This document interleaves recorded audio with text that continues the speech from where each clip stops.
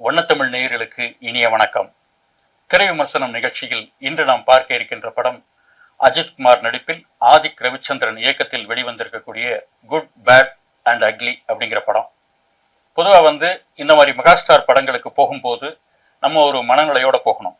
நம்ம ஒரு என்டர்டெயின்மெண்ட்டுக்கு வந்திருக்கோம். கருத்து சொல்றதோ அல்லது மிகச்சிறந்த விஷயங்களை பதிய வைக்கிறதோ அந்த படங்களுடைய நோக்கம் இல்லை. ஒரு என்டர்டெயின்மெண்ட் அப்படிங்கிற ஒரு மனநிலையோட இந்த தேட்டருக்கு நம்ம வரணும்.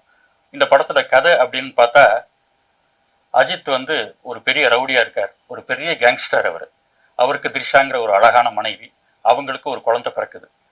திரிஷா என்ன சொல்றாங்க, அஜித்திட்ட நீங்க ஒரு பெரிய கேங்ஸ்டர், உங்க உயிருக்கு ஆபத்து இருக்கு, உங்க உயிருக்கு ஆபத்து இருக்குங்கிற சென்ஸ் அதே ஆபத்து எனக்கும் இருக்கு, நமக்கு பிறந்திருக்க குழந்தைக்கு இருக்கு. அதனால நீங்க உங்க பழைய வேலைகளை எல்லாம், இந்த ரவுடிசம் இதெல்லாம் மூட்டை கட்டி வச்சுட்டு ஒரு சாதாரண மனிதரா வாழ்க்கை நடத்துங்க. அதுதான் நம்ம குழந்தைக்கு ஒரு சிறந்த பாதுகாப்பான ஒரு எதிர்காலத்தை அமைச்சு கொடுக்கும் அப்படிங்கிற மாதிரி சொல்றாங்க. அஜித் அதை முழுமையா ஏத்துக்கிட்டு தான் பண்ண குற்றங்கள் எல்லாம் ஒத்துக்கிட்டு 18 வருஷம் சிறைவாசத்துக்கு போயிடுறாரு. 18 வருஷம் கழிச்சு இந்த பையனுடைய 18வது வயசுல, அதாவது அஜித்துடைய மகனுடைய 18வது வயசுல அவர் வெளியே வர்றார். அவனை சந்திக்கும் போது இவருக்கு ஒரு பெரிய ஒரு அதிர்ச்சி. அந்த பையன் ஒரு மிகப்பெரிய ப்ராப்ளத்துல இருக்கான். அதுக்கு காரணம் ஒரு பெரிய கேங்ஸ்டர். இப்ப நல்ல மனிதனா குட்டா இருக்கார். தன்னுடைய யாரை காப்பாற்ற அவர் குட்டா மாறினாரோ, தன்னுடைய மகனை காப்பாற்றவே திருப்பியும் அவர் பேடா மாறுறார். இப்ப தன்னுடைய மறந்து போன அந்த பழைய ஆயுதத்தை, அந்த ரவுடிசத்தை கையில் எடுத்து தன்னுடைய மகனை எப்படி காப்பாற்றுறார் அப்படிங்கிறது திரைக்கதை. பொதுவா ஒரு அதரப்பழசான ஒரு கதை. சினிமா தோன்றிய காலத்திலிருந்து இந்த கதை இருக்கு. இந்த மாதிரியான ஒரு மிக பழைய கதையெல்லாம் எதுல சிறந்து விளங்கும் அப்படின்னு கேட்டா, மிகச்சிறந்த திரைக்கதை அமைப்பு இருந்தா அது ஒரு சிறந்த படம் ஆயிரும். இதுல மெகாஸ்டார் படங்கள் அத்தனை படங்களும் அடக்கம்தான். பழைய எஸ் பி முத்துராமன் ஐயா காலத்திலேருந்து இதுதான் ஃபார்முலா. ஆனால் திரைக்கதை சரியா இல்லைன்னா எவ்வளவு பெரிய ஸ்டார் நடிச்சாலும் அந்த ஸ்டாருடைய ரசிகர்களுக்கு மட்டும்தான் விருந்து அளிக்குமே தவிர பொதுஜனத்துக்கு அது எடுபடாது. இந்த படம் எப்படி இருக்குன்னு கேட்டா, முழுக்க முழுக்க அஜித் அஜித் அஜித், அதை மட்டுமே நம்பி, அவரை மட்டுமே நம்பி எடுக்கப்பட்ட படம். திரைக்கதை வலுவா இல்லை, எல்லாமே ஒரு மேம்போக்கா இருக்கு. இன்னொன்று லைட் வெயிட்டா காமெடிங்கிற பேர்ல இருக்கு.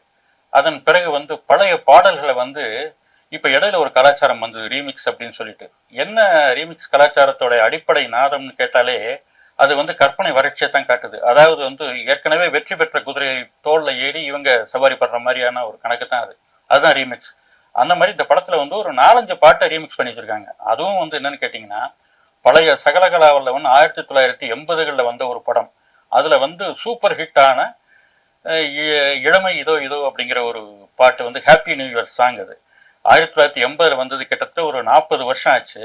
அந்த பாட்டு இன்னைக்கும் தமிழர்கள் உலகத்துல எங்கெல்லாம் இருக்காங்களோ அங்கெல்லாம் நியூ இயர் அன்னைக்கு இரவு 12 மணிக்கு போடப்படக்கூடிய பாட்டு இந்த பாட்டு. இன்னைக்கு வரைக்கும் அந்த சரித்திரத்தை முறியடிக்கிறதுக்கு வேற ஒரு பாட்டால முடியல. நிறைய பேர் முயற்சி பண்ணி பார்த்தாங்க. இந்த முழு வெற்றிக்கு காரணம் கேட்டீங்கன்னா, இளையராஜா ஐயாவோட இசை, அதை தயாரிச்ச த கிரேட்டஸ்ட் நிறுவனம் ஏவிஎம், அதன் பிறகு அந்த இயக்குனர் முத்துராமன் சார், அதன் பிறகு நடித்த கமல் சார், இந்த மாதிரி நிறைய பேரை சொல்லணும். ஒரு மிகப்பெரிய ஒரு கூட்டு முயற்சியில ஒரு அற்புதமான பாட்டு. அந்த பாடலை எடுத்து ஒரு ஃபைட்டுக்கு பயன்படுத்தியிருக்காங்க. அந்த பாடலுடைய பின்னணியில ஒரு ஃபைட் நடக்குது. ரொம்ப அழகா எடிட் பண்ணி ரொம்ப நல்லா பக்காவா பண்ணியிருக்காங்க. ஆனால் அந்த மாதிரி ஒரு பழைய பாடலை பயன்படுத்தியிருக்காங்க. அதே மாதிரி ஒரு பழைய டப்பாங்குத்து பாடல், அதுவும் ராஜா ஐயா பாட்டு தான், ஒத்தருவா தரங்கிற ஒரு பாட்டு தான், அந்த பாட்டையும் பயன்படுத்தியிருக்காங்க. இப்படி இருக்கு. இதெல்லாம் பார்க்கறதுக்கு நல்லா இருக்கு. ஆனால் அதுல கிரியேட்டிவிட்டி அப்படிங்கிற மாதிரி நம்ம ஒன்றும் சொல்ல முடியாது. அந்த வகையில இந்த படத்தோட ப்ளஸ் பாயிண்ட் அப்படின்னு எடுத்துட்டா ஒரே ஒரு ப்ளஸ் பாயிண்ட் தாங்க, அஜித் மட்டும்தான் பெரிய ப்ளஸ் பாயிண்ட். அதுக்கப்புறம் வலுவான வில்லன் இருக்கணும் அப்படிங்கிறது ஒரு கணக்கு. இந்த மாதிரி படங்களுக்கு வில்லன் கேரக்டர் வலுவா இல்லை, இருந்தாலும் அவர் ஒரு பிளே பாய் மாதிரி வர்றாரு. ஆனால் அவர் இன்னும் கொஞ்சம் நடிப்பை கொஞ்சம் வெளிப்படுத்தி நடித்தால் பழைய ரகுவரன் இடத்தை பிடிக்கிறதுக்கு அர்ஜுன் தாஸ் அப்படிங்கிறவர் அந்த வில்லன் ரோல் பிளே பண்ணியிருக்காரு. அவருக்கு அப்படி ஒரு மிகப்பெரிய வாய்ப்பு இருக்கு. கூட நடிச்சவங்க நிறைய பேர் இருக்காங்க. கின்ஸ்லி காமெடி பண்றாரு 2 சீன்ல, அதெல்லாம் கொஞ்சம் பரவாயில்ல. மறுபடி கிட்டத்தட்ட பிரபு நிறைய பேர் நடிச்சிருக்காங்க. அவங்க எல்லாம் வர்றாங்க போறாங்க. இதெல்லாம் தாண்டி டுவர்ஸ் கிளைமாக்ஸ் ஜாக்கி ஷெராப் வர்றாரு. இவர் எதுக்கு வர்றாரு அப்படின்னு பார்த்தா அது ஒரு டெஃபினிஷனே கிடையாது. எதுக்கு வந்தார் எதுக்கு போனாருங்கலாம் தெரியாது. வந்தார் போனார் அப்படிங்கிற மாதிரி தான் இருக்கு. இந்த அளவுல தான் இது இருக்கு. இதெல்லாம் ப்ளஸ் பாயிண்ட் அப்படின்னு பார்த்தா, மைனஸ் பாயிண்ட்னு நம்ம எதுவுமே சொல்ல முடியாது பெருசா. ஏன்னா ஸ்டார் படத்துல மைனஸ் பாயிண்ட் சொல்றதுங்கிறது அது சரியா இருக்காது. ஏன்னா முழுக்க முழுக்க அஜித்குமாரை மட்டுமே நம்பி எடுக்கப்பட்ட படம். அவரை வைத்து தான் ஒவ்வொரு ஃப்ரேம் பை ஃப்ரேமை செதுக்கியிருக்கார். இந்த மாதிரி பழைய பாடல்களை எல்லாம் அந்த ஆதிக் ரவிச்சந்திரன் பயன்படுத்தினதுக்கு நான் நினைக்கிற ஒரு முக்கிய காரணம் என்னன்னு கேட்டீங்கன்னா, அவர் இதுக்கு முன்னாடி பண்ண படம் தோல்வி அடைஞ்சு அவருக்கு இந்த இயக்கக்கூடிய வாய்ப்பை அஜித்குமார் சார் வழங்கியிருக்காரு.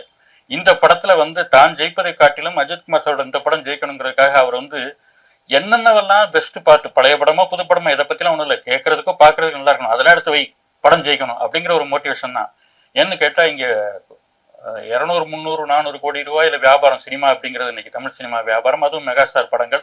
இந்த படம் ஜெயிக்க வைக்கணும் அப்படிங்கிற ஒரு மோட்டிவேஷன் எடுத்திருக்காங்க. அது ஓரளவுக்கு பரவாயில்லை அப்படின்னு தான் சொல்லணும். ஒரு முழுக்க முழுக்க ஒரு என்டர்டெய்னரான ஒரு படம். இன்னொன்று முழுக்க முழுக்க அஜித் ரசிகர்கள் மிக விரும்பி ரசிக்கக்கூடிய ஒரு படம். சாதாரண ரசிகர்களுக்கு இந்த படம் எப்படி இருக்குன்னு கேட்டீங்கன்னா என்கிட்ட பதில் இல்லை. அடுத்த திரை விமர்சனத்தில் சந்திப்போம். நன்றி, வணக்கம்.